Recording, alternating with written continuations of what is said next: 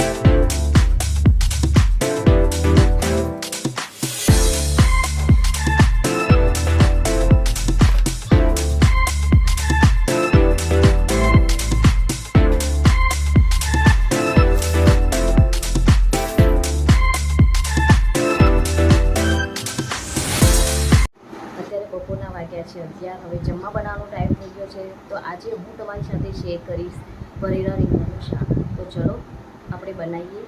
જો અમે આમાં ખાયણીની અંદર લસણ, મરચાં અને સિંગ ભજીયા નાખ્યા છે. આમાં બેસન છે, બેસનમાં શેકી નાખ્યું છે મેં.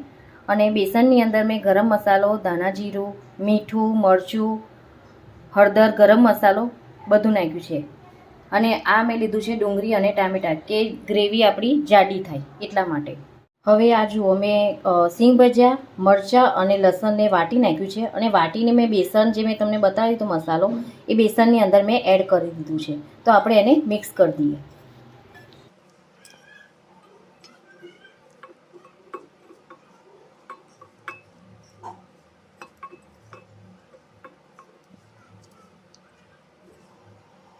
જો અમારો મસાલો મિક્સ સરસ રીતે થઈ ગયો છે. હવે એને આપણે રીંગણમાં ભરી લઈશું. હવે આ રીંગણને આપણે કટિંગ કરી દઈશું. ઓલમોસ્ટ મેં બધા રીંગણ કટિંગ કરી દીધા છે. હવે એને આપણે ભરી લઈશું.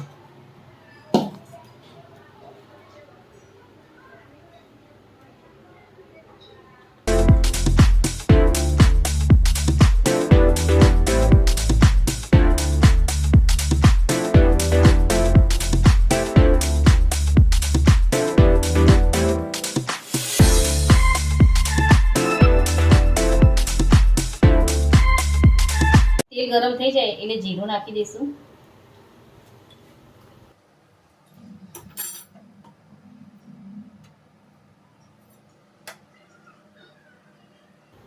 જીરું થઈ જાય એટલે આપણે એમાં ડુંગળી નાખી દઈશું.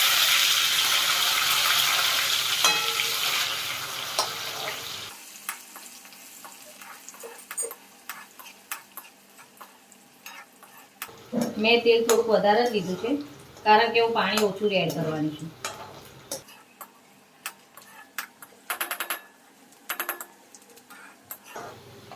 મસ્ત ગોલ્ડન ડુંગળી શેકાઈ ગઈ છે. હવે એમાં આપણે ટામેટા એડ કરી દઈશું.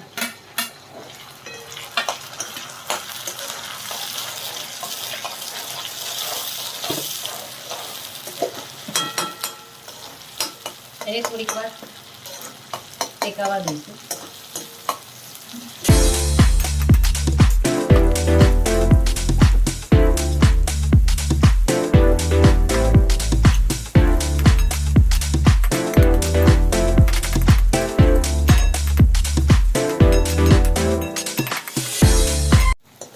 જો ટામેટા અને ડુંગળી સરસ શેકાઈ ગયા છે. હવે એના ઉપરથી આપણે મરચું નાખીશું. ઓલરેડી બધું મસાલામાં તો છે જ, પણ ઉપર નાખીશું તો એનો કલર સારો આવશે. અને થોડી હળદર.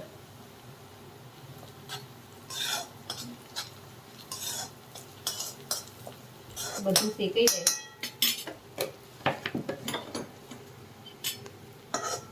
બધું શેકાઈ જાય પછી એમાં આપણે રીંગણ નાખી દઈશું.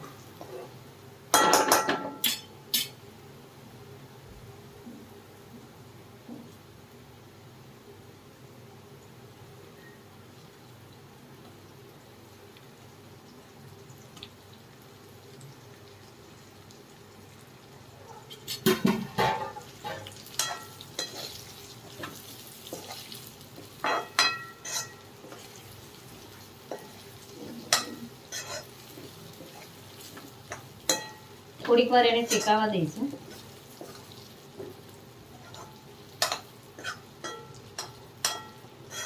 હવે આ શેકાઈ ગયું છે, એમાં આપણે થોડું પાણી એડ કરી દઈશું.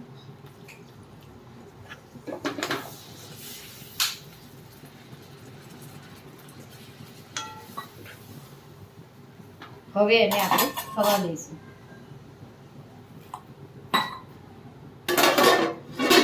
5 મિનિટ થઈ ગઈ છે. હવે આપણે જોઈ લઈએ તો મસ્ત ભરેલા રીંગણનું શાક થઈ ગયું છે. હવે આપણે એમાં લીંબુ નીચાડી દઈશું ઉપર.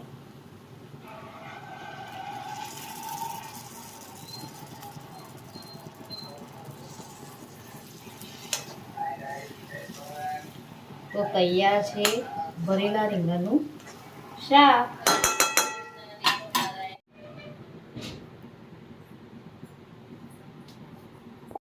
તો તૈયાર છે ભરેલા રીંગણનું શાક.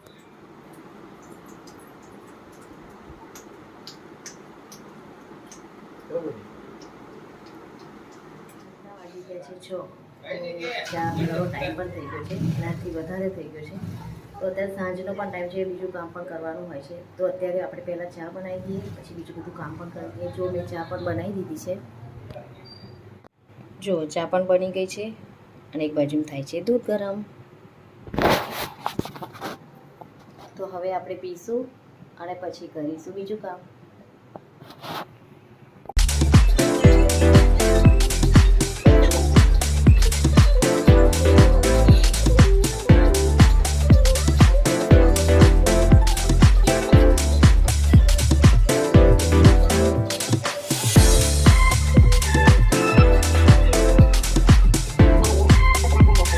આજના માટે બસ આટલું. કાલે ફરી મળીશું નવા બ્લોગ સાથે. ત્યાં સુધી જય સ્વામિનારાયણ.